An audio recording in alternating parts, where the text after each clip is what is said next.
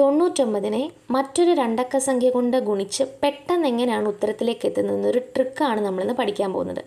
ഇവിടെ ഞാൻ എടുത്തിരിക്കുന്നത് 63 എന്ന് പറയുന്ന സംഖ്യയാണ്. ഇവിടെ നമ്മൾ ആദ്യം ചെയ്യേണ്ട സ്റ്റെപ്പ് എന്താണെന്ന് വെച്ചാൽ 63-ൽ നിന്ന് 1 കുറയ്ക്കണം. 63-ൽ നിന്ന് 1 കുറച്ചാൽ എത്രയാണ് വരിക? 62 ആണല്ലേ. ഇനി അടുത്ത സ്റ്റെപ്പ് എന്താണെന്ന് വെച്ചാൽ ഈ 6-നെ എനിക്ക് 9 ആക്കണമെങ്കിൽ 6-ൻ്റെ കൂടെ ഞാൻ എത്ര സംഖ്യ കൂട്ടണം? 3 കൂട്ടണം. ആ 3 ഇവിടെയായിട്ട് എഴുതുക.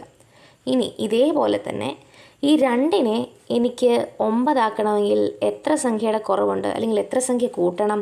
2-ൻ്റെ കൂടെ 7 കൂട്ടേണ്ടതല്ലേ. നമുക്ക് ആൻസർ കിട്ടി.